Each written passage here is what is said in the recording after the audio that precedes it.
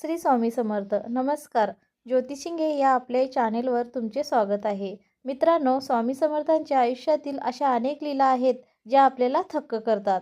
पण आजची कथा ही केवळ कथा नसून तो एक विश्वास आहे. स्वामी समर्थ आपल्या खऱ्या भक्ताला कधीच एकटे सोडत नाहीत. ही हृदयस्पर्शी कथा शेवटपर्यंत नक्की पहा, कारण यात तुमचाही प्रश्नाचे उत्तर दडलेले असू शकते. भक्तीचा आरंभ. कथेची सुरुवात एका छोट्या गावातून होते, जिथे सुरेश नावाचा एक साधा शेतकरी राहत असे. सुरेशचे आयुष्य कष्टमय होते, पण त्याची स्वामी समर्थावर अफाट श्रद्धा होती. त्याचे घर साधे होते आणि एका कोपऱ्यात त्याने स्वामीचा एक छोटा आणि पवित्र देवारा सजवला होता. पहिल्या चित्रात आपण पाहू शकतो, दिवसभराच्या कष्टानंतर सुरेश आपल्या घरात स्वामीच्या फोटोसमोर बसला आहे. एक दिवा तेवत आहे आणि सुरेश डोळे मिटून अत्यंत भावुक होऊन स्वामीचे ध्यान करत आहे. त्याचे मन शांत आहे, कारण त्याला माहीत आहे, काहीही झाले तरी त्याचे स्वामी त्याच्यासोबत आहेत. कथा पुढे सरकते. काही वर्षांनी गावात भीषण दुष्काळ पडतो.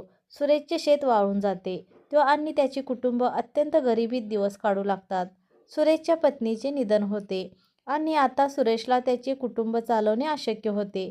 या दुसऱ्या चित्रात आपण पाहू शकतो की सुरेश आपल्या ओसाड आणि भेगा पडलेल्या शेतात गुडघ्यावर बसला आहे. त्याच्या चेहऱ्यावर अगतिकता आणि वेदना आहे. त्याने आपले फाटके वस्त्र सावरले आहे आणि तो आकाशाकडे बघून विचारत आहे की आता काय करावे. तरीही त्याच्या चेहऱ्यावरील भक्ती पूर्णपणे नष्ट झालेली नाही. त्याच्या गळ्यात तीच तुळशीची माळ आहे जी पहिल्या चित्रात होती. हे त्याच्या संघर्षाचे चित्र आहे. शेवटची हाक आणि स्वामींचे दर्शन. संकट इतके वाढते की सुरेशला वाटते आता सर्व काही संपले आहे. तो घरातून बाहेर पडतो आणि गावालगतच्या एका टेकडीवर जातो. वादळी वारं सुटलं आहे. आभाळ भरून आला आहे. सुरेश एका कठडावर बसतो आणि रडू लागतो. तो स्वामींना मनापासून हाक मारतो. तिसऱ्या चित्रात आपण पाहू शकतो की सुरेश गुडघ्यावर बसून आकाशाकडे हात करून आक्रोश करत आहे. त्याच्या डोळ्यातून पाणी वाहत आहे. स्वामी, मला वाचवा. मला तुमच्याशिवाय कोणी नाही, असं तो रडून सांगत आहे. आणि त्याच क्षणी त्या काळ्याकुट ढगामधून एक अलौकिक तेजस्वी प्रकाश किरण जमिनीवर येतो. त्या प्रकाशात स्वामी समर्थांची भव्य आणि शांत मूर्ती प्रकट होते. ते सुरेशच्या समोर उभे आहेत. त्यांच्या चेहऱ्यावर अभय देणारे आसू आहे.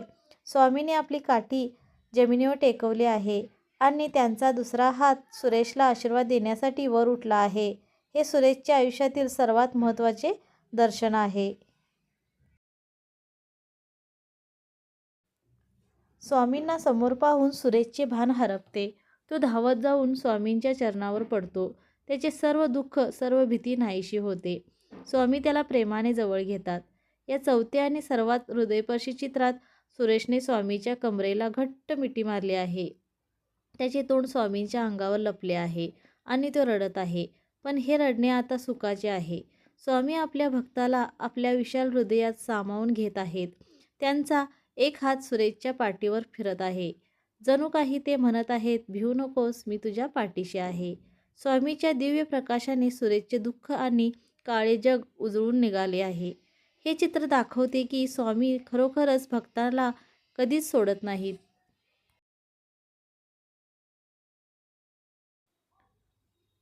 नवीन पहाट आणि चिरंतन श्रद्धा.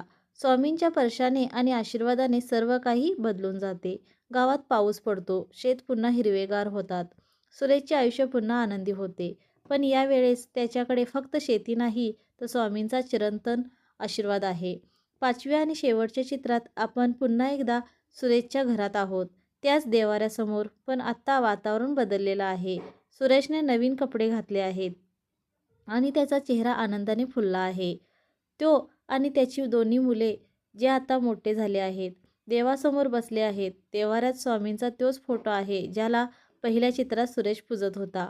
सुरेशच्या हातात टाळ आहे आणि ते सर्वजण मिळून अत्यंत आनंदाने स्वामीची आरती गात आहेत.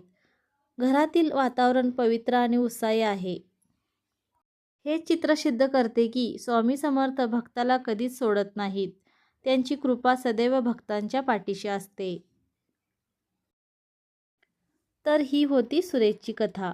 तुमच्याही आयुष्यात कितीही मोठे संकट आले तरी खचून जाऊ नका, कारण श्री स्वामी समर्थ तुमच्याही पाठीशी खंबीरपणे उभा आहेत.